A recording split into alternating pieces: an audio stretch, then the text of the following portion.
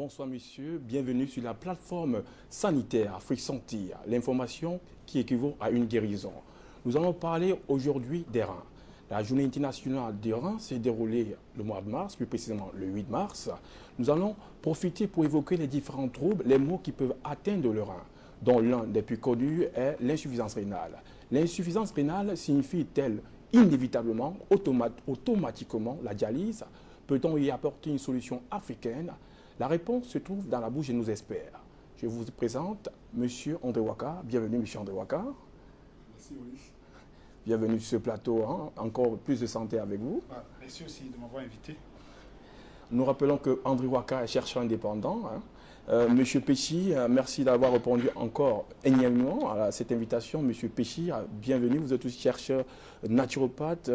Vous avez fait 10 ans, il faut l'évoquer, 10 ans, pas d'apprentissage, mais de recherche. Et vous êtes à l'origine du diabétrope, hypertitrope, donc qui peuvent soigner le diabète et l'hépatite. Bienvenue sur cette scène, cette scène qui n'attendait que vous pour pouvoir éclore. Monsieur Péchi, bienvenue. Oui, bonsoir Monsieur Louis, bonsoir aux chers téléspectateurs d'Afrique Média, bonsoir l'Afrique, bonsoir le monde. J'ai accepté d'être ici parce que normalement notre but ultime c'est d'éradiquer les maladies dans les populations. En utilisant bien sûr une solution africaine. Oui, les plantes médicinales.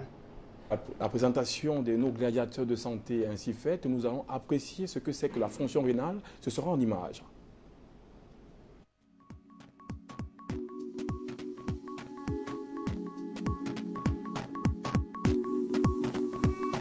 Jouer, exécuter un effort ou boire un simple verre d'eau sont des activités banales pour chacun d'entre nous. Mais pour notre corps, elles exigent une cascade de mécanismes souvent insoupçonnés.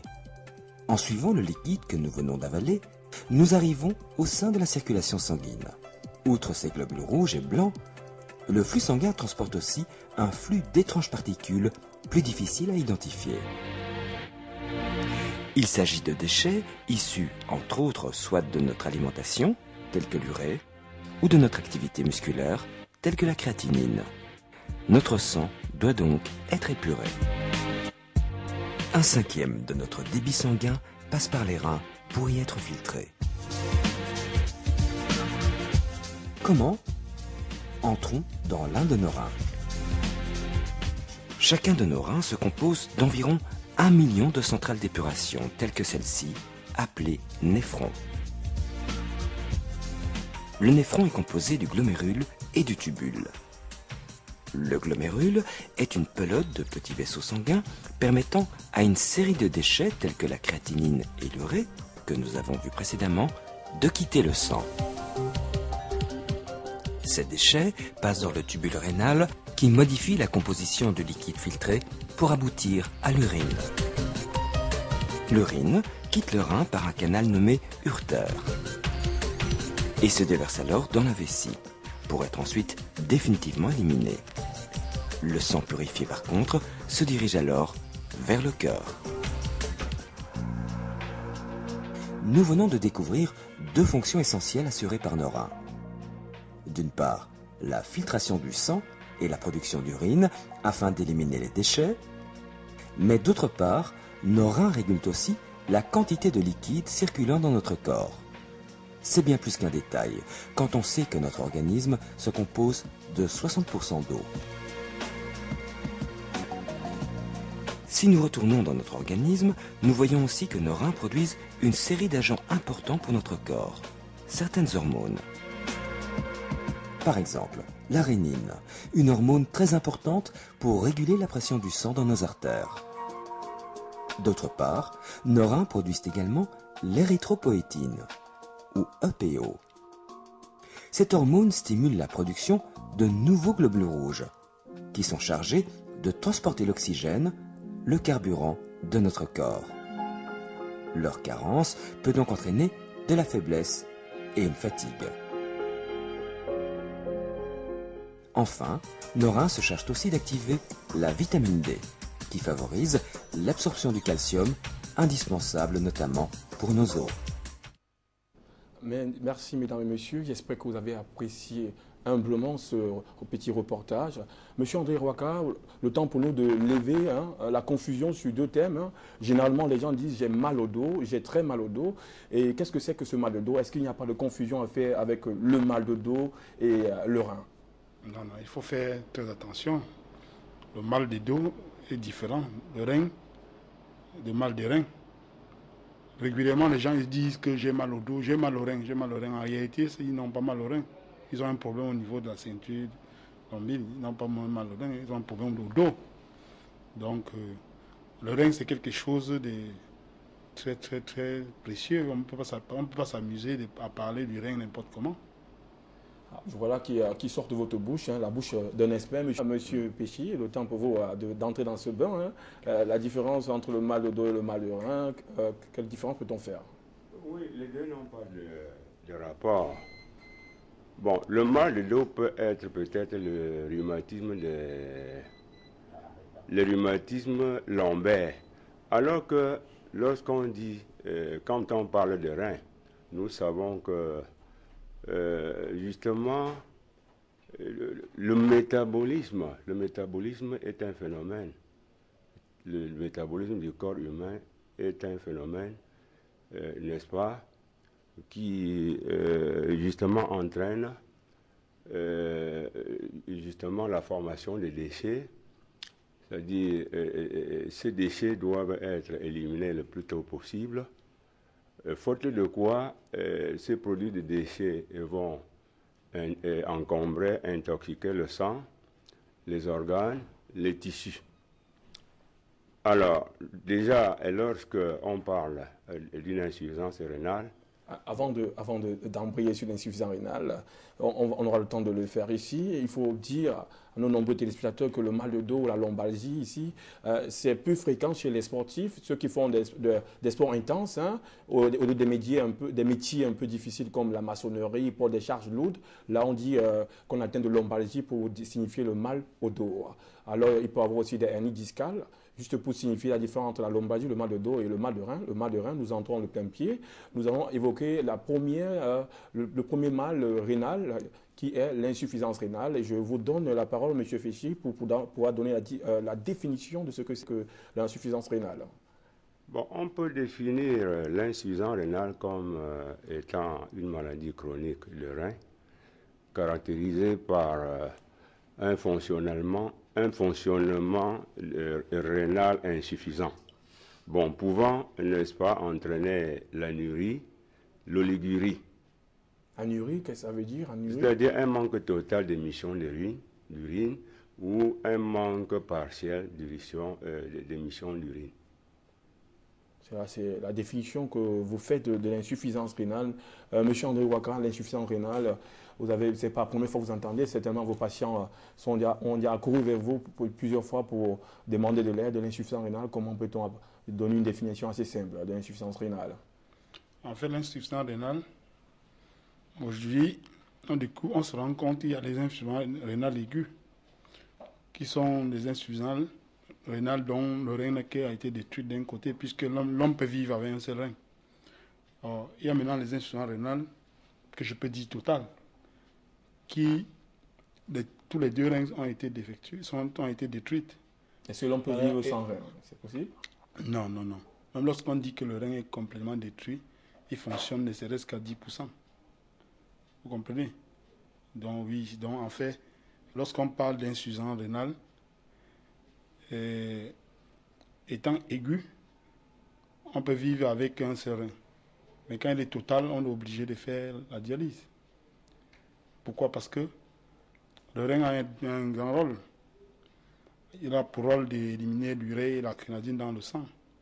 Et lorsqu'il ne peut plus le faire, on est obligé de filtrer le sang avec un appareil. Nous ne sommes pas contre la dialyse, au contraire. Un malade du rein doit se soumettre à cet exercice. Parce qu'il consiste simplement à filtrer dans son sang.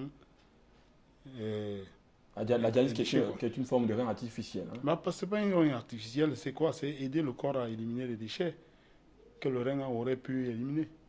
Exactement, le dit tel comme tu le dis, ça serait comme si on a on placé était le capable, rein, non. on ne remplace pas le rein. Je On voulais peut dire pas une le machine, remplacer, on peut pas le machine remplacer. artificielle qui substitue la fonction Ouais. du rein. Ouais. Ce que je voulais dire. L'insuffisance rénale, le rein. Il y a d'autres causes pour le rein. Hein. Il y a beaucoup de personnes qui m'ont donné des questions rien que pour vous. Je voulais savoir clairement pour les téléspectateurs, dans l'activité sexuelle, qu'est-ce qui va entamer les dégâts sur le rein? Je voulais bien savoir qu'est-ce qui provoque, qu'est-ce que l'activité sexuelle fréquente, répétée peut causer comme dégâts véritablement sur le rein. Vous savez, Ulrich, j'ai dit ici, et j'ai dit toujours, que tant qu'on ne peut pas identifier les vraies causes de nos maux, on ne peut pas les soigner.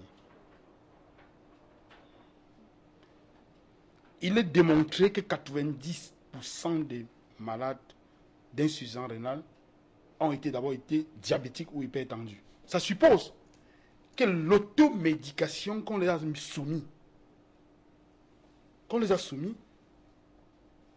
a plongé le rein dans une zone acide et les cellules de rein sont détruites, elles ne sont plus refaites.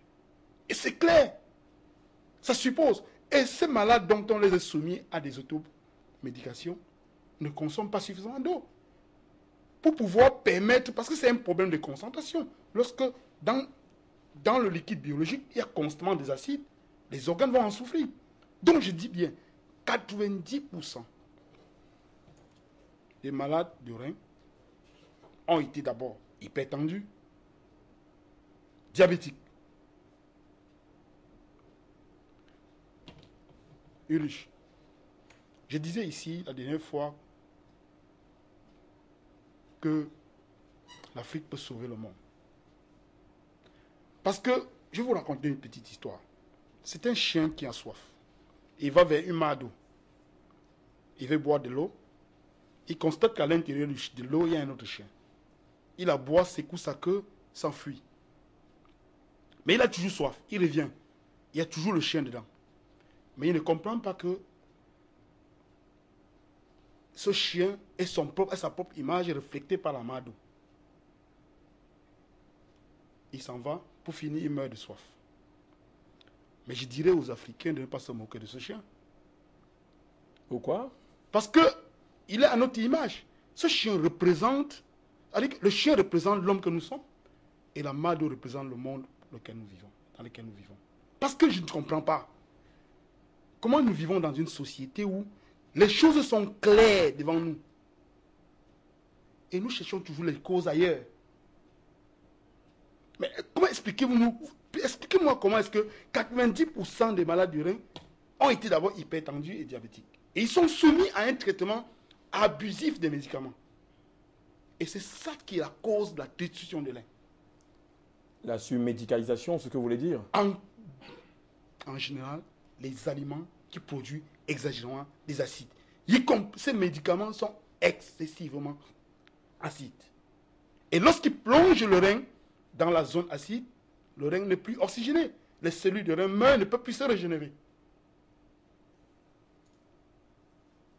Monsieur André Ouaka, le temps pour moi de chuter avec la question que je vous ai posée. Je la repasse à monsieur Fetchi. On revient juste après. Monsieur Fetchi, qu'est-ce qui, dans l'activité sexuelle fréquente, peut occasionner les troubles de rein? Oh, moi, je me dis que les deux appareils-là sont très différents. Hein. Vous savez que l'organisme est organisé et réparti en organes. Bon, chaque organe a ses maladies propres à lui. Bon, mais à ce que je sache, la formule, ce qu'on appelle la notion de formule gouverne le monde. C'est-à-dire, vous devez, n'est-ce pas, savoir que une formule par exemple qui doit répondre à un état de fait juste, si elle est faussée, bon là tout est gâté. Même dans le rapport sexuel, on doit, n'est-ce pas, essayer de modérer. C'est-à-dire, bon, par exemple, le jeune, lui, il a la fréquence, l'adulte, il a la moyenne fréquence, l'homme du troisième âge, bon, je pense qu'il peut aller tout simplement parce que c'est un plaisir. Mais je dirais que la fonction rénale, c'est une fonction qui consiste à éliminer Donc, bon, tant que le rein n'élimine pas, c'est tout le reste. C'est les maladies qui abondent maintenant dans l'organisme parce que à partir du moment où le rein n'élimine pas, le sang est toxique et comme le sang parcourt tous les organes pour nourrir les organes, c'est ainsi que les autres organes, n'est-ce pas, seront atteints des maladies. Donc, le rein, n'est-ce pas, disons que c'est le rein qui assume vraiment le métabolisme normal du corps humain. On revient sur la cause de l'insuffisance rénale. Vous avez dit, M. Andewaka, l'hypertension et le diabète, le couple maudit, généralement appelé, peuvent être la cause de l'insuffisance rénale, ou alors ceux-là ont généralement les problèmes de rein. Je voudrais que vous expliquiez ça. Le diabète, l'hypertension, ça joue sur le rein? Je vous explique simplement. Déjà, il ne faut pas que nous détournons le sujet. Parce que lorsque vous parlez de l'activité sexuelle, je ne voudrais pas dire aux gens d'aller devenir des super-héros d'activité sexuelle. Lorsque vous parlez d'activité sexuelle, dans l'activité sexuelle, il y a l'exercice. L'exercice, bien sûr. D'accord? Il y a la prostate qui produit le spermatozoïde. Mais je ne vois pas dans cette activité un problème d'élimination. Parce qu'il faudra qu'on revienne sur un problème d'élimination des déchets. Puisque lorsqu'on parle des reins, on parle d'élimination des régulation et élimination. Voilà. Maintenant, ici, on ne peut pas parler du rein sans parler du système, le système sanguin. Oui, système sanguin. Parce que comment fonctionne le système sanguin? Au niveau de l'intestin grêle, l'organisme donne les aliments, envoie les nutriments dans les veines. Les veines vont prendre l'oxygène au poumon et va vers les différents organes du corps pour les envoyer les nutriments. Maintenant, au niveau maintenant, revient dans les artères. Le sang qui revient dans les artères est un sang qui a puisé les déchets. Et revient vers le rein pour permettre au rein de filtrer. D'accord? D'accord. Donc, maintenant, ça suppose donc que on dit que vous êtes insuffisant rénal chronique lorsque le déchet arrive donc dans les artères et le rein est incapable donc d'éliminer l'urée et la créatinine. Voilà. Lorsqu'il n'arrive pas donc à éliminer, ça doit rester dans le sang. Étant présent dans le sang, ça va détruire, ça va empêcher le rein, ça détruit aussi l'hormone, les molécules fabriquées par le rein qui portent l'oxygène pour aller vers la moelle osseuse. Les globules rouges. Voilà, pour produire les globules rouges. Là, à partir de ce moment, le corps est subit des chocs terribles. Maintenant, ce que je peux dire ici, c'est que nous ne devons pas détourner les causes. Nous devons mettre le doigt sur les causes. Mettons donc le doigt sur les causes, M. Andewaka. Si 90% des malades de reins sont d'abord diabétiques et hypertendus, ça suppose que, étant hypertendus, diabétiques, on les a soumis à une automédication. Ils prennent souvent pendant 20 ans, 30 ans. Alors, les médicaments, en produisant exagérément d'acide, doivent plonger le rein dans une zone acide. Le rein étant donc en zone acide, comme pour qu'une cellule se régénère, il faut la présence d'oxygène. L'acide étant présent ne peut produire que du gaz carbonique. Le rein étant dans une zone carbonisée, les cellules de ce rein ne peuvent plus se régénérer. Maintenant, aujourd'hui, tout le monde, j'ai suivi les débats dans le monde entier. Si je reviens à mon histoire que j'ai racontée tout à l'heure, c'est que je suis énormément surpris que tout le monde entier peut concentrer leur esprit que dans ce qu'on les a enseigné, dans un seul sens. Personne ne voit les choses dans la globalité. On nous a appris à l'école que les cellules du corps humain sont autoréparatrices. On nous a appris à l'école que les seules cellules du corps de l'homme qui ne se refait pas qui ne se refont pas sont les cellules du cerveau, qui sont les neurones. Et même que la science d'aujourd'hui nous prouve que les neurones se refont. Alors, je me pose donc la question de savoir si les cellules de l'homme sont autoréparatrices, qu'est-ce qui a détruit les cellules de rein? Première question. La deuxième question, qu'est-ce qui empêche son autoréparation? Qu'est-ce qui empêche au rein de se régénérer? De se régénérer. Lorsque vous donnez la réponse à ces deux questions, vous allez comprendre. Le rein, ça devient facile à comprendre que le rein, on peut le soigner. Ça suppose que le rein étant dans une zone acide, les cellules ne pouvant pas se régénérer, le rein doit rester dans sa défaillance. Dans un environnement malsain. Alors, qu'est-ce qu'il faut faire? Il faut simplement désacidifier le milieu en donnant le contraire des aliments qui peuvent produire, le contraire des acides, qui est des aliments basiques. Et pendant ce temps, il faut continuer la dialyse. Parce que le rein n'est pas encore établi pour faire le travail. Monsieur André Ouaga, je vous coupe pas, nous recevons notre téléspectateur qui nous appelle depuis Londres, en Angleterre. Monsieur Kwasi, bienvenue. Nous vous écoutons, monsieur Kwasi.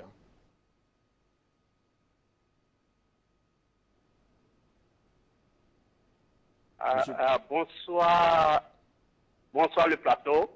Bonsoir l'Afrique. Je voulais participer à cette émission sur les reins. Les reins sont des organes nécessaires au bon fonctionnement du corps. Et le problème, le dysfonctionnement du rein n'a rien à voir avec les rapports sexuels. Le problème, les reins, on a la possibilité, c'est la malnutrition, la consommation des aliments et des médicaments qui causent le dysfonctionnement des reins. Mais une personne qui a une alimentation saine, qui boit beaucoup d'eau, n'aura jamais de problème de reins. Et les reins, on peut nettoyer. Il faut nettoyer le rein. Et voici ce qu'on ne dit pas aux Africains. Aujourd'hui, je demande aux Africains de nettoyer leurs reins. Et ça se fait en utilisant les produits naturels. Surtout, par exemple, je vais vous donner un exemple. Les feuilles de persil permettent de nettoyer le rein. Une personne qui nettoie ses reins 3 fois par an ne peut jamais avoir les problèmes du dysfonctionnement des reins. C'est parce qu'on ne nettoie pas le rein qu'on a ces problèmes tels que l'insuffisance rénale. Donc il faudrait que les Africains apprennent à nettoyer le rein. C'est la mauvaise consommation et c'est lorsque le corps a beaucoup acide et des toxines, le dépôt des toxines et le dépôt des choses qui causent le dysfonctionnement des reins. Voici ma contribution sur le phénomène du rein. Donc les Africains doivent nettoyer le rein 3 fois par an. Merci et bonne soirée. Merci, monsieur Kwasi qui appelle de Londres. Il faudrait que les Africains apprennent à nettoyer le rein 3 fois par an à l'aide du persil ou alors autre plante naturelle. Les formules sont nombreuses. Monsieur André Ouaga, je reviens à vous, naturellement. La dialyse, on le sait, vous n'avez pas tiré sur la dialyse en éradiquant. C'est un moyen utilisé pour pouvoir venir au secours de ceux qui sont atteints d'insuffisance rénale, des diabétiques hypertendus. Mais il y a aussi un autre revers de la dialyse. En plus de la dialyse qu'on prescrit, auquel on soumet ces malades-là, on prescrit aussi une batterie de médicaments. Ils sont nombreux. Et vous dites que ces médicaments endommagent, plongent le rein au lieu de le guérir dans un milieu très acide. C'est bien ce que vous avez dit, le milieu très acide dans lequel est plongé le rein ne le permet pas de se régénérer comme il a été établi à la genèse, c'est-à-dire son fonctionnement d'origine. Alors qu'est-ce que, dans ce fonctionnement, le rein désacidifier ce rein, de quelle manière? Est-ce que les autres n'ont pas pensé à cela? Est-ce que l'Afrique ou bien les chercheurs n'ont pas trouvé ça avant vous? En fait, ce que je peux dire, c'est que s'il faut revenir et un peu appuyer ce que le téléspectateur a dit tout à l'heure, c'est que lorsqu'il parle de persil, c'est parce que le persil est un aliment qui est hautement riche en chlorophylle. Et chlorophylle Quand on parle chlorophylle, on parle magnésium, on parle calcium. Or, le problème c'est quoi? 90% d'aliments, Dieu a créé 90% d'aliments alcalins. Je prendrai l'exemple dans mon pays au Cameroun. Tous les fruits sont alcalins sauf la prune qui est acide. Parce qu'on parle d'alcalinité d'un produit lorsque elle est conditionnée par son apport en minéraux. Tous les aliments riches en minéraux sont des aliments alcalins.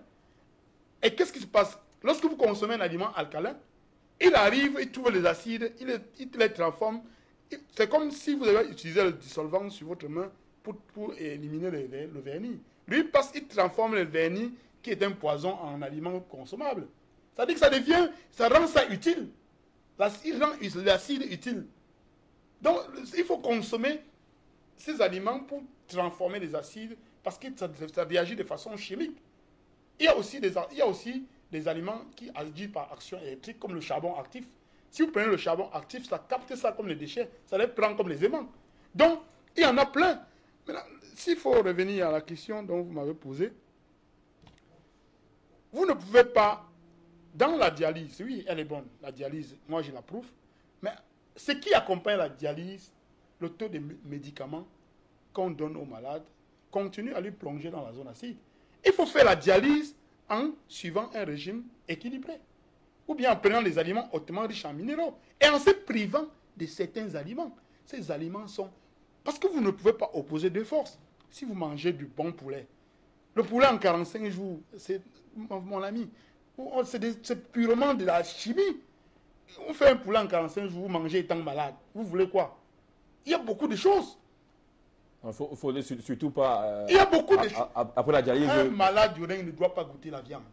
Ça, il faut être clair. Et les prunes aussi. Les œufs, même, il ne doit pas manger les œufs. C'est de la protéine liquide. Il y a plein de choses. Et les prunes aussi, vous avez dit. Hein. Non. Les prunes Je dis bien, écoutez bien. Oui. L'apport des acides en prunes n'est pas autant élevé que la quantité que la viande poulet, produit, ou bien le poulet. Donc, on n'a pas dit que le corps n'a pas besoin d'acide. Le corps a besoin de 30% d'acide, pas plus. C'est le surplus de ces acides qui devient un problème dans le corps. C'est le surplus. Or, ces aliments dont nous citons apportent énormément des acides. Et vous ne pouvez pas entretenir de vous soigner du rein en mangeant toutes ces choses. Il y en a tout aliment macronutriments va vous apporter des acides. Je suis bien obligé d'abonder dans votre sens au cours de mes recherches. Hein. Vous avez dit plusieurs fois sur le plateau ici que le poulet, la volaille, la peau de la volaille sont vraiment toxiques. Au cours de mes recherches, vous parlez des viandes blanches. On a eu à prouver vos déclarations ici que la peau de la volaille contient du gras et que la chair du poulet contient beaucoup de protéines et qu'il ne faudrait pas vraiment pour le diabète. Je vous dis bien. Je dis bien, il y a les poissons même avec écailles, sans écailles. Il y a les crevettes. Il y en a plein de choses. Les crevettes sont des charognards de mer. Ils ont pour rôle de manger tout ce qui est mort dans l'eau pour empêcher la putréfaction. Vous voulez manger ces genres d'aliments où Dieu lui-même a interdit aux hommes? C'est terrible. Et dans une situation de maladie, comment voulez-vous guérir? Vous continuez à produire, à plonger un malade du rein doit manger des aliments verts. Et d'ailleurs, s'il veut vraiment guérir, il y a même des aliments. Il ne doit même plus manger beaucoup de ce qu'on a préparé. Il doit manger cru comme de la chèvre. Et là, ça favorise le développement, ça favorise la réparation du rein. Monsieur Waka, sans vouloir aussi rentrer dans les formules bibliques, hein, la Bible dit aussi que tout ce qui entre, pas tout ce qui entre dans la bouche de l'homme qui le rend pur, mais c'est tout ce qui en sort. Et tout ce que Dieu a créé est bon. Pourquoi est-ce que les crevettes, les poulets, qui sont aussi bons, qui se remplissent nos tables, peuvent endommager autant le système? Hein? Mais attends, on m'a dit dernièrement qu'il y a une viande qui est antibiotique. On l'appelle Nyamangoro. C'est l'escargot. Où on le cherche au WC. Mais vous ne comprenez pas. Ce sont mieux naturels. Mon ami, il mange quoi? Donc vous mangez ce qui mange les déchets? Il y a un autre poisson aussi. Ce que je peux vous dire, honnêtement, nous avons assez blagué. Ce n'est pas la blague, nous sommes sérieux. Tant que nous n'identifions pas les causes de nos maux, premièrement, les aliments qui produisent exagérément des acides, les aliments raffinés, un malade du rein ne doit s'en priver. Ça produit exactement des acides. Le pain, par exemple, il y a du gluten. C'est pour ça que vous tenez le pain comme ça ne se casse pas. Un malade du rein ne doit pas consommer. Nous, on consomme parce qu'on a encore le rein solide et on boit beaucoup d'eau. Après, ça l'équilibre. Mais quand quelqu'un se trouve déjà dans l'état hypertendu, diabète, malade du rein, il y a ce genre de choses qui doivent se priver et consommer beaucoup d'aliments verts. Ah oui, la vertu, c'est la magie. Au bout d'un certain temps, parce que au bout d'un certain temps, le corps ayant retrouvé son équilibre, le rein s'oxygène, les cellules du rein vont se régénérer. Automatiquement. Et là, vous retrouvez votre rein. Et ce n'est qu'une question de temps. Vous pouvez le faire en 12 mois. En 4 cycles de sang, parce que le sang se renouvelle après chaque 120 jours. Monsieur André Ouakkar, vous seriez tenté de dire qu'au bout de 12 mois, on peut guérir de l'insuffisance rénale? Je vous dis, si on respecte les lois de la nature en 12 mois, je dis parce que je sais de quoi je parle. Vous ne pouvez pas, pendant que vous vous soignez du mal des reins, on vous conseille de manger des salades. Et dans votre salade, il y a 4 cuillères de mayonnaise. Mais vous avez opposé 2 réactions. Vous annulez l'effet de ce que la salade devait produire. Après, vous trichez, vous buvez une bière. Vous trichez, vous buvez un grand jus avec 17 morceaux de sucre. Vous voulez quoi? On vous explique que vos reins se retrouvent dans une zone acide. Ils ne sont pas oxygénés. Pour que les reins soient oxygénés, il faut manger les aliments qui doivent produire cet oxygène. Et si par contre, vous mangez les aliments qui continuent à produire de l'acide, on ne peut pas résoudre un problème d'acidité avec l'acide. Je fais la liste, M. André Ouakkar, le pain interdit, non, le poulet... écoutez. Non, je voudrais comprendre, M. André Ouakkar. De façon globale, tout produit raffiné, un malade du rein ne doit pas en consommer. Donc, les viandes, qu'elles soient des brousses, ou bien des vaches, ou bien pour le poulet, il ne doit pas en consommer. Il doit se priver de tout cela. Le lait, il ne doit pas en consommer. Il doit se priver de tout cela et se nourrir comme une chèvre. C'est-à-dire, il faudrait que... Manger cru. Végétarien. Végétarien. Parce qu'il faudrait... de façon simple. En étant végétarien, il y a beaucoup d'apports en chlorophylle, magnésium, calcium, c'est ça? Vous apportez à votre organisme de l'oxygène. Et quand vous avez oxygéné le corps, les cellules étant dans une zone oxygénée doivent se régénérer. Automatiquement. Et au bout de 12 mois, c'est la guérison. Clair et net. Vous avez eu des cas que vous avez... Je vous le dis. Est-ce une déclaration que vous avez pratiquée sur un malade déjà et vous avez eu des cas? Parce qu'il faut bien parler aussi de la théorie et de la pratique. Je ne parle pas ici, je n'avance pas les mots à tort à travers. Il y a des cas que vous avez guéris comme ça. Vous aurez le temps de faire des recherches. Venez vers nous, vous allez constater que nous faisons des grandes choses. Alors, monsieur Péchy, l'alimentation, quels sont des produits qui peuvent, dans le prolongement de ce que monsieur André Ouakkar vient de dire, qui peuvent nuire à la santé des reins? Ces produits alimentaires. Il a parlé du poulet pour dire que le poulet n'est pas bon, mais les quantités, les proportions raisonnables. Est-ce que vous souscrivez à ce qu'il vient de dire? Je voudrais surtout m'insister sur les causes même de l'insuffisance rénale. Bon, il y a par exemple les causes liées aux fausses alimentaires. Il y a les causes liées au tabagisme. Les causes liées justement à l'alcoolisme chronique. Bon, alors, lorsque déjà le rein est atteint, bon, il faudrait déjà maintenant que ce rein est atteint à cause, n'est-ce pas, de certaines fautes qui ont été commises. Bon, la dialyse va intervenir tout simplement pour changer le sang qui est intoxiqué dans l'organisme du malade. Et on va changer ce sang, on va mettre un autre sang qui est pur. Bon, s'agissant maintenant du traitement du rein, bon, il y a 2 niveaux.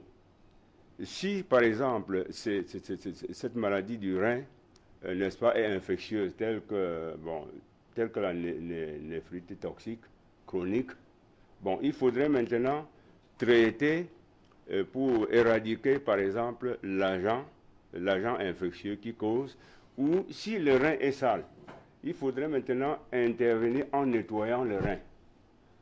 Parce que vous avez, par exemple, certains aliments tels que les protéines, les lipides, qui donnent d'énormes difficultés à la fonction rénale.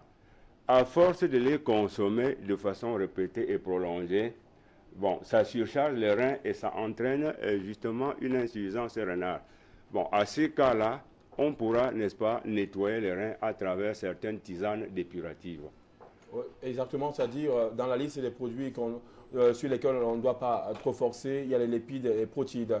Ce qui nous amène tout droit vers notre appel. Monsieur Junior qui nous appelle du Cameroun. Bonsoir, Monsieur Junior.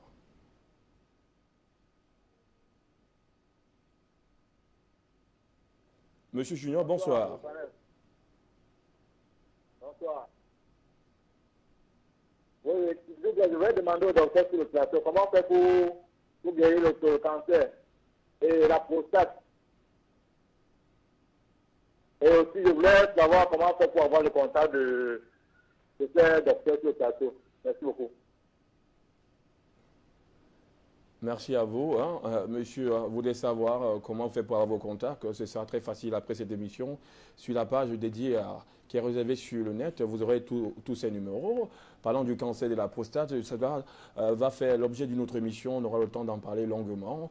Nous sommes, chers téléspectateurs, sur les listes des aliments qui peuvent endommager le système.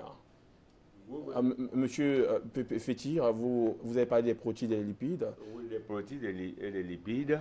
Il faut savoir aussi que l'alcool, les grandes consommations, la consommation de grandes quantités d'alcool, le tabac, l'alcool, sont justement à l'origine, puisque dans l'organisme, ça combat par exemple l'oxygène, et puis dans un corps où il y a manque d'oxygène, il doit avoir la formation, n'est-ce pas, de certaines substances toxiques qui vont même aller jusqu'à créer des cancers. Et ces cancers peuvent se greffer au niveau des organes. Et si en l'occurrence, au niveau du rein, on va parler par exemple d'une insuffisance rénale d'origine du cancer. Bon, alors il y a également certains aliments qui sont... Monsieur Petit, ça trépigne au niveau des appels. Un autre appel encore. Bonsoir monsieur, vous avez la parole. Ok, bonsoir. Bonsoir monsieur. Oui, je vous appelle de Bangui. Je suis en train de suivre l'émission sur l'antenne. Vous appelez depuis Bangui, c'est en République centrafricaine. La chaîne Africa Media. Est-ce que le docteur peut nous donner la liste des médicaments des crudités qu'on peut prendre pour éradiquer le plat? Peut-être les crudités qu'on peut manger.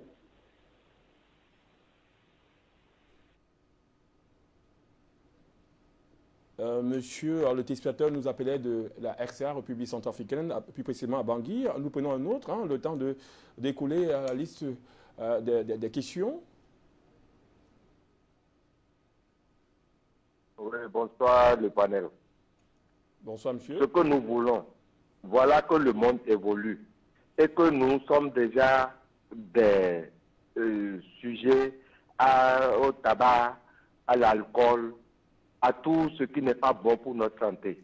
Est-ce que, petit à petit, nous pouvons avoir des aliments à consommer pour au moins ne pas totalement guérir, mais pour diminuer l'effet que ça peut produire sur nous? Parce que brusquement maintenant, nous ne pouvons pas s'arrêter à ne pas consommer ce que nous consommons. Nous ne pouvons pas, parce qu'il faut prendre de l'eau, nous prenons de l'eau, mais on va toujours prendre de l'eau. Mais l'essentiel, qu'est-ce que nous devons consommer maintenant? Et petit à petit, ça peut guérir et neutraliser un peu les effets que nous avons déjà accumulés pendant des années, des années. Il y a des Chinois qui ont fumé pendant des années, ils ont vécu 90 ans, moins de 100 ans. Bon, nous ne voyons pas encore c'est déjà une habitude. Vous voyez, depuis 60 ans que nous sommes déjà, que nous vivons, disons, et que nous connaissons, bon, ils nous ont inculqué l'alcool, il y a des brasseries, il y a les boissons fortes que nous prenons, et que, bon, jusque-là, il n'y a aucune sensibilité, il n'y a aucune interdiction, et c'est maintenant que nous nous réveillons, que nous ouvrons les yeux, que nous voulons maintenant. Petit à petit, j'aimerais que vous nous indiquiez un peu ce que on peut prendre petit à petit, et puis, bon, si on ne peut pas tout faire disparaître, au moins, nous diminuons un peu ce que nous consommons d'habitude. Je vous remercie beaucoup et que la paix de Dieu soit avec vous. Merci. Nous dirons ensemble Amen et merci aussi. On pourrait en continuer avec la liste. Hein. Il faut pouvoir, à question de temps, solder cette liste. Bonsoir, un autre appel.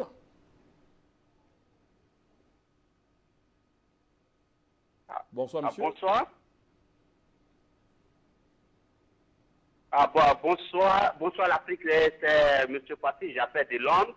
Je reviens pour dire que je soutiens à 100% ce que le docteur Waka vient de dire et je demande aux Africains d'écouter attentivement le docteur Waka et de faire attention à tout ce qu'il dit. Je le soutiens à 100% parce qu'en utilisant les produits naturels, les feuilles, les feuilles, telles que les feuilles de patate, les feuilles de moringa, et permet de nettoyer le corps, et permet de nettoyer, et permet de soigner tous ceux qui ont les problèmes de reins. Parce qu'une personne qui a des problèmes de reins ne doit pas consommer les protéines, ne doit pas consommer de l'alcool, ne doit pas prendre les médicaments, ne doit pas prendre chose. Uniquement les produits naturels, les produits verts. Et au bout de 12 mois, la personne est guérie à 100%. C'est ce que je voulais ajouter. Je souhaiterais que tous les Africains écoutent attentivement et suivent les conseils du docteur Waka Waka. Merci et bonne soirée. Merci pour votre énorme contribution et votre motion de soutien à M. Waka. Pasteur, nous écoutons. Bonsoir le panel, bonsoir tous, que Dieu soit avec vous. Afrique Média qui est une grande chaîne, la chaîne panafricaine, Afrique Média qui ouvre l'esprit. Je voulais saluer le docteur, en tout cas le docteur est un savant. Parce que lorsqu'il décortique aujourd'hui la science médicale sur le plan occidental, on dirait si c'est devant lui que ça a été créé. Parce qu'il a dit quelque chose sur l'insuffisance rénale, et je comprends aujourd'hui que l'insuffisance rénale, aujourd'hui, plusieurs personnes ont ce problème, c'est à partir également des produits toxiques, des produits médicaux accumulés dans notre corps qui créent ce problème, qui mènerait dans un état de dysfonctionnement. Donc, mes frères, docteurs, soient salués, et que la grâce de Dieu soit avec toi, et je veux interpeller ici nos chefs d'État, d'ouvrir des laboratoires également, des grands laboratoires, et de prendre ces cerveaux et de les récupérer et de les mettre en œuvre afin de faire des recherches sur le plan naturel, sur le plan traditionnel, sur le plan spirituel et sur le plan également scientifique. Donc, le problème aujourd'hui, c'est aussi un problème d'une volonté politique. Donc, il faudrait que le politique s'imprègne là-dedans, de sorte que nos chercheurs africains puissent également mettre en place une médecine normale. On ne parlera plus, on ne dira plus qu'on a pris un chef d'État, on l'a mené, ils sont allés le soigner quelque part en Europe, où ceci, c'est monté, c'est cela. Donc à partir d'aujourd'hui, nos chefs d'État doivent penser cela. Et on doit fermer la route à l'Occident. Nous-mêmes, on peut ouvrir nos grands laboratoires comme la Chine, comme le Japon, comme les autres pays comme ça. Pourquoi ne pas le faire? Voici des cadres. Je veux vraiment saluer le Cameroun. C'est Cameroun qui a accepté d'aller à l'école étudier le savoir de l'Occidentaux. Et aujourd'hui, ils connaissent. Donc, que Dieu soit avec vous. Donc, pour finir, je voulais remercier également Paul Biya, je voulais remercier également le Cameroun qui est au ministre. Merci. Merci, hein, merci vraiment aussi, merci de ce soutien. Monsieur Fitchir, une anecdote, un petit témoignage que le docteur, l'infirmière Fongan Sylvie m'a fait. Hein. Cette déclaration est la suivante. Elle avait un malade qui souffrait du rein. Je vais taire le nom du malade. Il avait la peau qui jaunissait. Il pissait fréquemment. Il urinait très, très fréquemment. Il avait le ventre ballonné, c'est-à-dire qu'il ne pouvait rien avaler, selon ses dires. Lorsqu'il mangeait, ça coinçait au niveau de la gorge. Alors, après tous les passages dans les cliniques modernes, hein, je ne voulais pas dire que les hôpitaux sont défaillants, mais il y a des maux qu'on ne saurait traiter efficacement dans les hôpitaux. Alors, elle a pris ce elle a appelé entre guillemets le massépou. Le massépou dont vous pourrez donner le nom facilement ici. Elle a fait avaler à l'enfant. Au bout de 2 jours, l'enfant s'est mis à retrouver le ballonnement de son ventre a diminué. La teneur de jaunisse de sa peau, à l'état jaune de sa peau a cessé. Et au bout d'un mois, il a été complètement remis de son mal de rein ou l'insuffisance rénale.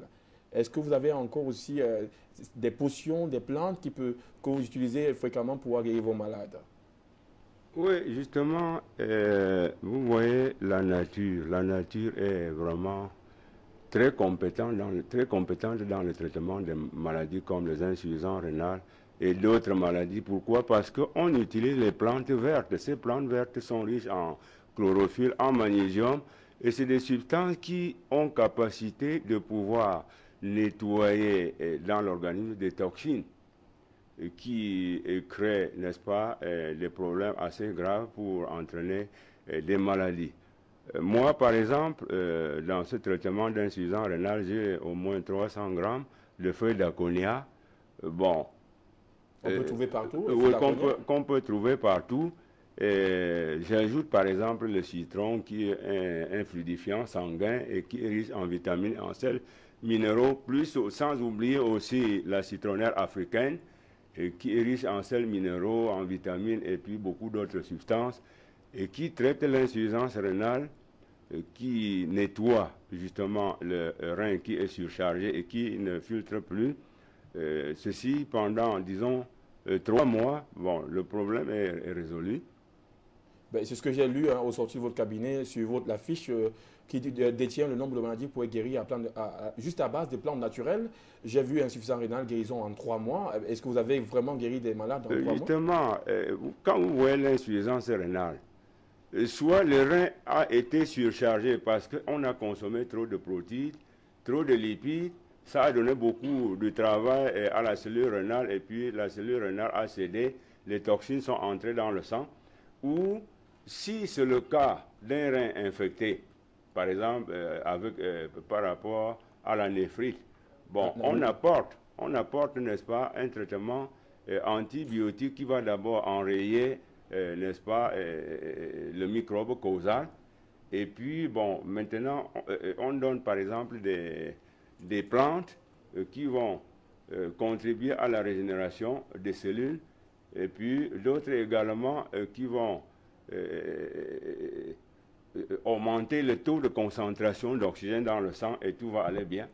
Il faut bien rappeler que la néphrite aussi est une inflammation du rein et qui a pour cause, la cause est principalement bactérienne. Je retenais que la guérison d'insuffisance rénale en 3 mois, ça dépend du stade de la maladie. Est-ce que c'est avant la dialyse ou alors après la dialyse? Est-ce que lorsque c'est à un stade tardif, vous pouvez encore régénérer, Monsieur Fitchir?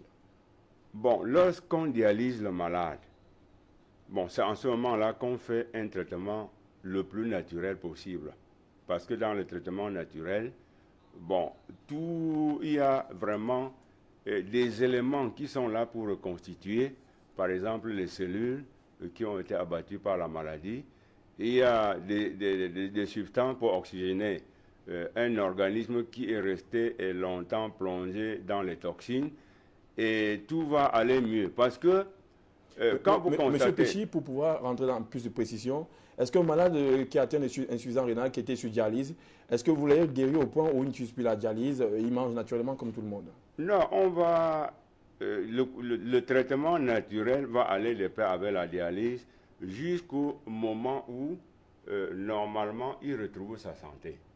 Parce que dès que vous attaquez le traitement, vous êtes en train, par exemple, d'éliminer le niveau, de nettoyer le rein et puis d'éliminer aussi progressivement le niveau de toxines dans le sang. Bon, et progressivement, quand vous allez progressivement, avant d'atteindre les 3 mois, le travail, n'est-ce pas, de la thérapeutique naturelle aura, n'est-ce pas, normalement fait son travail et pendant ce moment, on verra que la dialyse ne représente plus rien. Donc ça veut dire à tous les téléspectateurs qu'il ne faut pas séparer le traitement de la dialyse, mais il faut le prendre en même temps. Oui, il faut aller en même temps jusqu'au moment où le traitement naturel finit avec détoxique le sang, parce que le véritable problème, c'est le sang qui est intoxiqué et qui peut faire facilement mourir le malade. Nous le constatons avec les propos du chercheur que la médecine moderne et la médecine traditionnelle se complètent et sont inséparables. Nous allons prendre les propos du pasteur, de M. Parfait, plutôt, qui nous appelle de la Suisse. Bonsoir, M. Parfait. Oui, bonsoir le panel. Je vous remercie déjà de me donner la parole et puis félicitations pour votre émission. Alors, allô? Oui, nous vous écoutons, M. Parfait. Oui, je trouve que parfois la prise en charge des problèmes aussi sérieux, une insuffisance rénale est un peu liée, parce que on ne peut pas forcément, je ne sais pas si vous avez des néphrologues qui puissent également donner l'avis d'un spécialiste. Et ce qu'on ignore souvent dans nos contrées, c'est que le problème rénal a parfois une origine aussi médicamenteuse, comme le médecin l'a dit tout à l'heure, parce qu'on prend souvent beaucoup de médicaments qui sont vendus dans la rue. Ces médicaments sont très mal stockés et on les prend avec une automédication qui, des années plus tard, va provoquer des problèmes rénaux assez sévères. Donc, comme il disait qu'il y a 90% des maladies qui sont de l'insuffisance rénale qui est causée par le diabète et l'hypertension. Il faut bien comprendre le mécanisme de ce qui provoque cette insuffisance rénale. C'est que les vaisseaux à un moment sont soit réduits, soit ils sont devenus très durs, et c'est très lié à l'alimentation. Donc au départ, l'alimentation n'est pas forcément, si vous n'avez pas de problème rénal, vous mangez ce que vous voulez, mais si vous avez déjà commencé à être attaqué au niveau rénal, alors l'alimentation devient fondamentale. Allô? Nous vous suivons bien, M. Parfait. Allô? Nous vous suivons, M. Parfait. Oui, donc à un moment, le médicament, l'alimentation est un état, vient de, on va dire, au 2e ou 3e plan.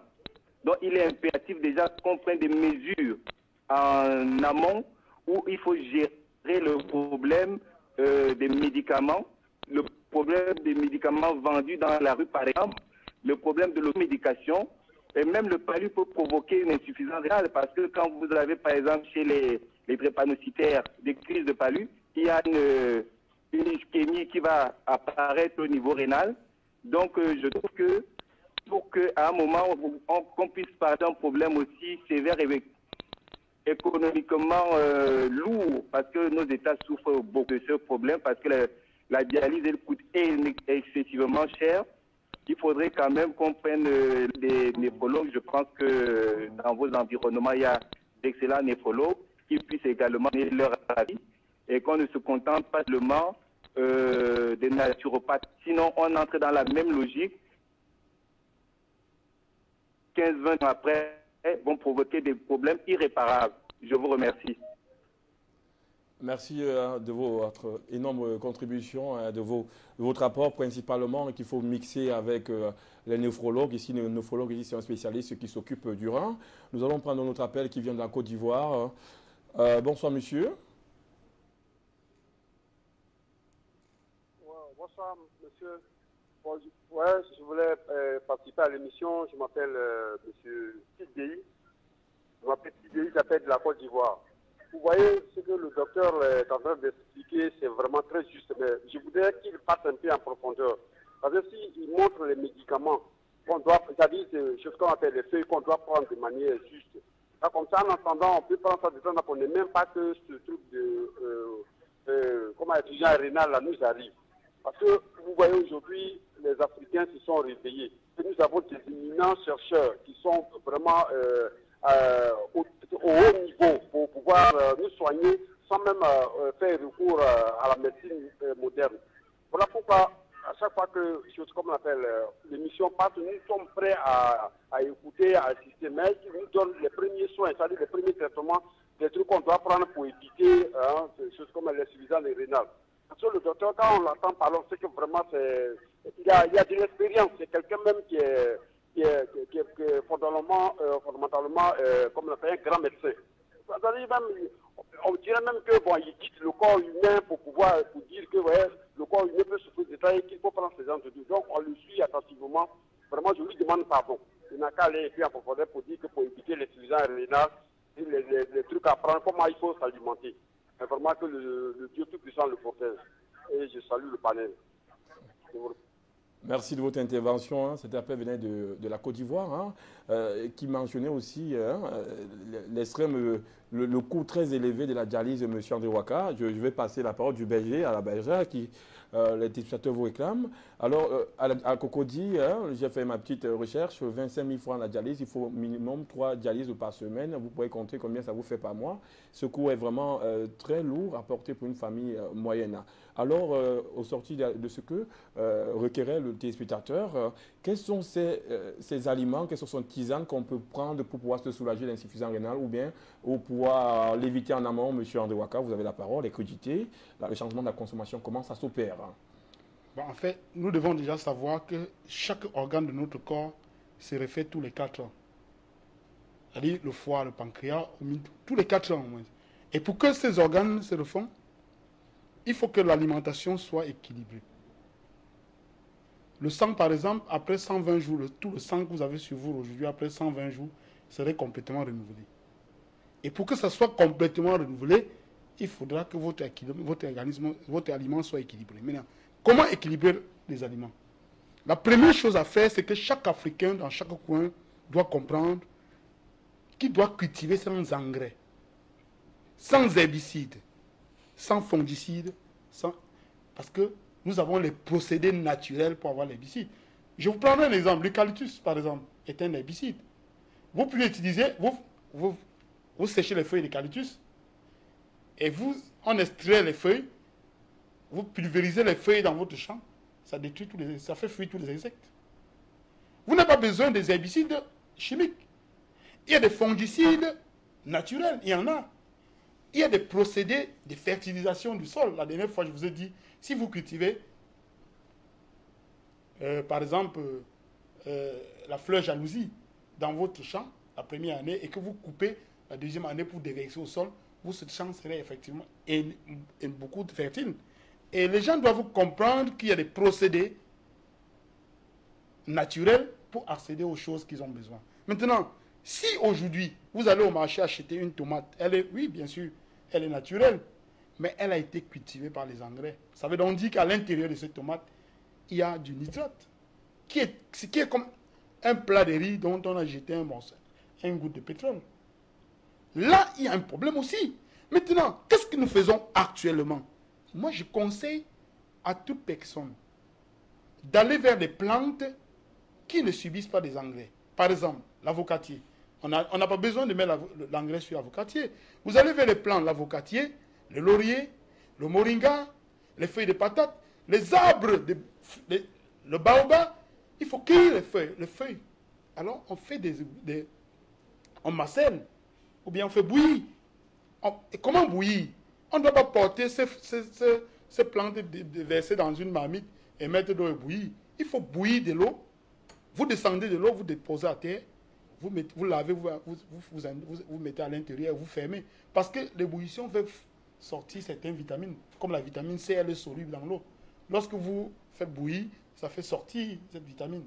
Donc, il y a des vitamines solubles. Donc, il faut éviter de bouillir. Donc, il faut constamment. Les Chinois s'en sortent aujourd'hui. Pourquoi? Parce qu'ils sont régulièrement avec les thés. Et sont des thés alcalins. Lorsqu'ils consomment régulièrement le thé alcalin, à l'intérieur de l'organisme, ça transforme les acides en base. Il y a équilibre. Et là, ils n'ont pas ce problème. Les Africains doivent comprendre ça. Ils doivent s'habituer à consommer ce thé-là chaque matin. aller vers les différentes plantes dont on ne met pas beaucoup d'engrais. Il y en a partout. Il y a le manguier, on ne met pas, d'engrais là-dessus. Hein? Il y a l'avocatier, il y en a plein, il y a le baobab, il y en a plein de choses. C'est vrai que l'Africain attend toujours la dernière minute, hein, Bon, lorsque la maladie s'installe pour pouvoir se soigner. Voilà. Donc voilà à peu près ce qu'il faut consommer. Mais s'il faut simplement se limiter aux salades, aux fruits, les tomates, carottes et consorts, nous ne savons pas dans quelles conditions on cultive. Donc, en dehors de consommer les crudités, des aliments verts, il faudrait aussi, aller, voilà, à la base, pouvoir les traiter de manière naturelle en oui, évitant bon, pour le moment où personne, on ne sait pas, vous allez au marché acheter votre tomate sans savoir comment on a cultivé, pour pallier profondément à ce mal, accompagner ces crudités avec des plantes comme les feuilles les petites des thés de matin, thé de soir, avant de dormir. Il faudrait dire que l'Afrique doit revenir à la culture bio, hein, parce qu'en Europe, aux États-Unis, c'est la culture bio. On n'a pas de choix. Il n'y a pas de choix. On ne peut pas. Les gens souffrent d'un fait. Et les causes sont là.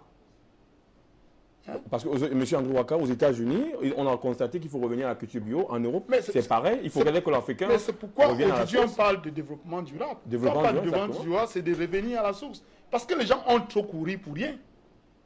On ne peut pas tromper la nature. Soit c'est ça ou ce n'est pas ça. Mais c'est terrible. Le moringa, vous avez parlé du moringa, j'ai déjà eu à consommer le moringa. Il y a un thé au moringa. Mais c'est une plante, il y en a.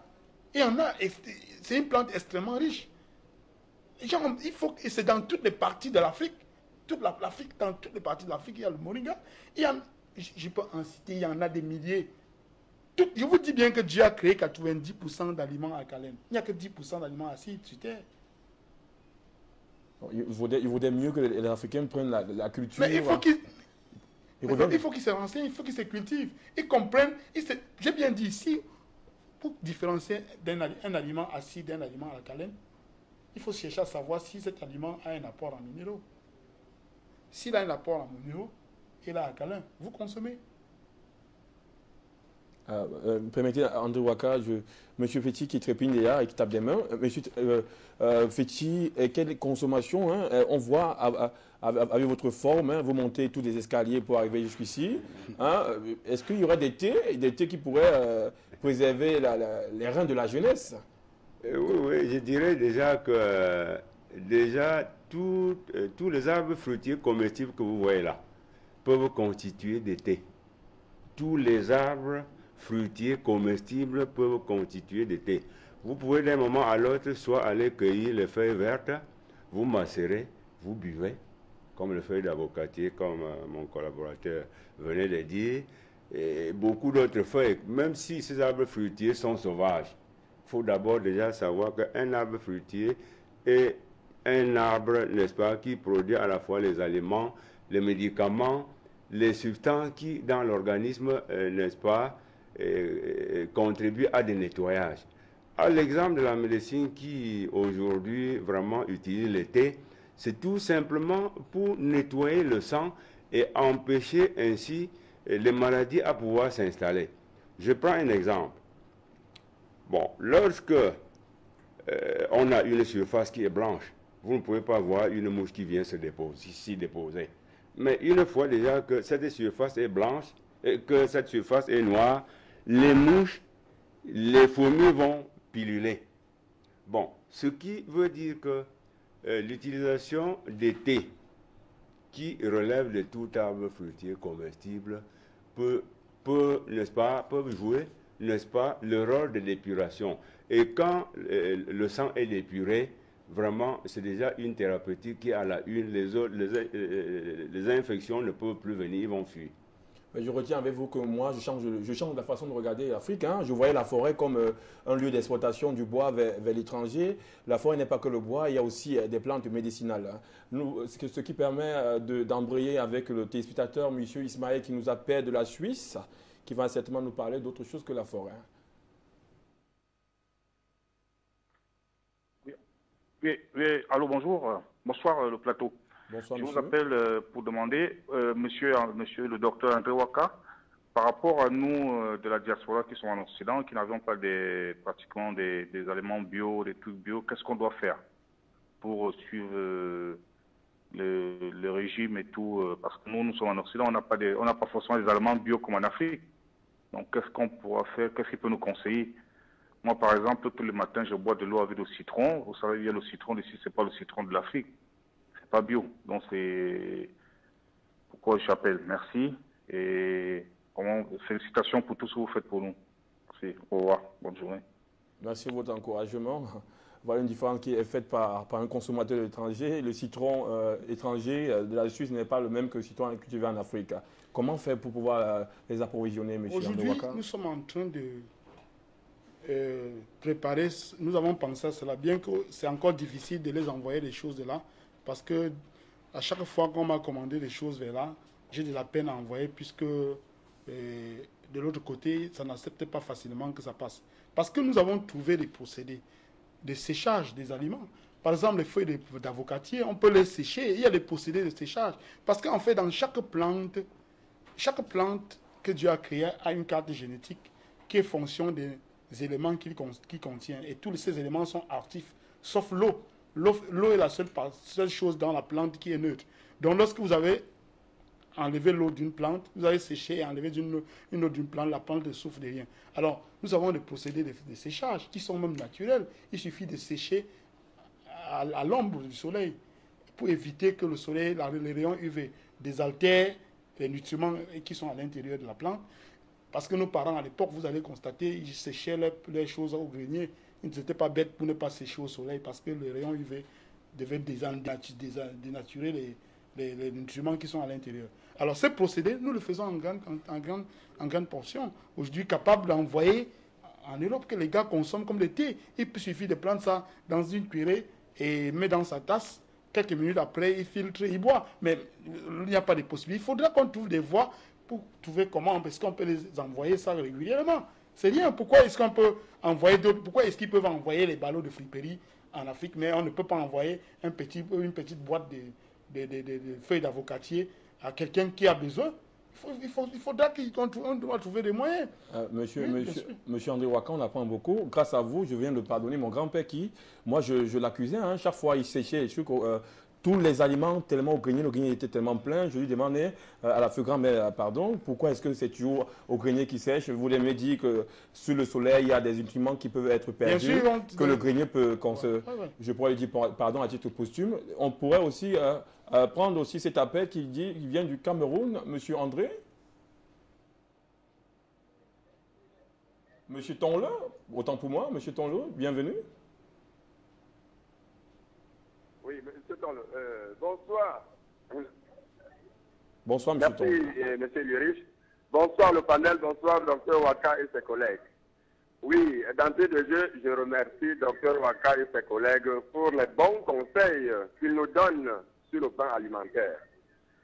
Mais s'agissant du plan médical, vous avez dit tantôt que les médicaments ou les substances acides ne sont pas bien pour l'organisme. S'agissant de certaines maladies, notamment les néphropathies et bien d'autres maladies. Mais Dr Waka, s'il vous plaît, vous savez, aujourd'hui, on pratique la notion de médecine based on evidence, c'est-à-dire la médecine par les preuves. Pour que vos confrères médecins soient davantage convaincus, je vous propose de parler, toutes vos théories doivent être basées sur des preuves, menées sur des études concrètes, multicentriques, randomisées, validées par les sociétés savantes, l'OMS, APSAP et bien d'autres. Je crois que vous serez beaucoup plus pertinent. Bon, sur ce point, je vous remercie et bonne continuation. Merci pour cette bonne continuation. Monsieur André Waka, je profite. Hein, lorsque vous posez souvent certaines questions, c'est parce que je sais qu'il y a des spectateurs qui veulent voir la preuve par l'existence, par les faits. Donc, il vous interpelle à avoir plus de preuves, peut-être des patients que vous avez guéris pour pouvoir crédibiliser plus vos propos. Et moi aussi, vous parlez de l'exportation des produits. Pourquoi est-ce que c'est un médicament, l'intervenant qui appelle de la Suisse, qui dit qu'il n'a pas assez des produits naturels et vous dites que vous avez du mal à exporter. Est-ce que ce problème vient des exportateurs ou bien de ceux qui reçoivent la marchandise en Europe? Pourquoi est-ce que cette difficulté a fait traverser un produit naturel qui ne me semble pas toxique à l'étranger? Bon, en fait, Je vais d'abord répondre à monsieur qui vient de parler tout à l'heure. Il doit savoir que nous avons des expériences concrètes. Mais seulement en face de nous, ceux qui ont le devoir de valider sont conçus d'un système qui les a aveuglés. Et qu'ils ne permettent même pas, ils ne veulent même pas nous écouter. Hein? Je prendrai un exemple. J'ai pris mon charbon actif. Je suis allé dans un laboratoire de référence au Cameroun. Je voudrais faire un test d'absorption. Personne n'était capable de faire un test d'absorption. Tous voulaient faire un test microbiologique. Or, nous sommes tous d'accord qu'une poudre de charbon, le microbe ne peut pas vivre à l'intérieur. Charbon végétal. Hein? Charbon actif végétal. Si on fait un test, vous voyez donc, c'est pour me perdre du temps. Qu'est-ce qu'il y a à rechercher le microbe dans une poudre de charbon actif? Le microbe ne peut se développer que dans un milieu humide. Donc, vous voyez, à partir de là, à qui nous devons nous adresser? Ceux qui sont en face. Le système les a conçus et les a fait comprendre que ce que nous faisons n'a pas de sens. Hein? Alors, moi, j'ai fait des combats. Il y a de cela quelques jours, j'y suis allé, on m'a appelé urgemment soigner une femme. Avant de quitter là, j'étais fatigué parce que son mari m'a fatigué. Quel est ce monde où nous, on veut sauver les gens et on doit être combattu par les mêmes gens dont on leur propose la solution? Essayez, écoutez même d'ailleurs. Écoutez les gens. Qu'est-ce qu'il y a? Les médecins ne sont pas nos ennemis. En forte raison, c'est des personnes que je donne du respect parce qu'ils ont choisi de sauver des vies. Mais il est temps pour chacun de comprendre qu'à un moment donné de la vie, il faut regarder les choses d'une autre façon. Si en face, on constate que les résultats ne donnent pas toujours comme on attend, il faut voir les choses d'une autre façon. Hein? Moi, je prends un produit ici pour envoyer, par exemple, en Allemagne. À l'aéroport, déjà, on arrête. C'est terrible, c'est terrible. C'est des histoires. On te demande c'est quoi. Tu dis c'est telle plante. On dit, mais tout ça, tellement. Je me demande, on dit c'est passé dans quel laboratoire. Lorsque vous mangez un plat de couscous et qui a été séché avant, vous passez dans quel laboratoire avant de manger ce couscous? Ça c'est ce que on vous a séché. Monsieur André Ouaka, c'est ce que les autorités en Allemagne pourront répondre. Ils ont la réponse peut-être sur un autre plateau. On prend monsieur Koubati qui vient d'Angola. Vous permettez qu'on le prenne aussi? C'est certainement pas l'Allemagne. Hein. Monsieur Koubati qui vient d'Angola, nous écoutons. Bonsoir, monsieur. Bonsoir. Monsieur Koubaki, là, depuis l'Angola, précisément en Banza-Kong, non? Bonsoir, monsieur. Monsieur, ici, nous, en Angola, ils écoutent les plus chers en Afrique. Une carte coûte $10. Avec 4 minutes extérieures, ça fait que 4 minutes. Maintenant, je vais entrer dans votre débat. Si l'Afrique média existait dès l'avant, beaucoup de gens en Afrique ne pourraient pas mourir. Parce que l'Afrique immédiate, ça fait vraiment éveiller les Africains. Mais certains Africains ne veulent même pas entendre parler de l'Afrique immédiate. Parce qu'ils se croient des plus blancs. Ils se croient des blancs parce qu'ils utilisent vraiment les produits des Occidentaux. Ce que vous dites là, qu'il faut prendre des feuilles, ils voient ça, ce sont des choses imbécilisées, les Africains. Mais je crois vraiment beaucoup sur M. Ouaka, ce qu'il a dit, pour nous les Africains. Même moi ici, chaque fois, dès le matin et le soir ou le midi, je commence des feuilles. Chaque fois, parce que j'avais pris à l'Afrique média, je mangeais les feuilles. Vraiment, j'avais un problème de diabète. Il faut utiliser ces feuilles-là. Vraiment, ça dort bien. Mais auparavant, il revenait même 7 fois par nuit.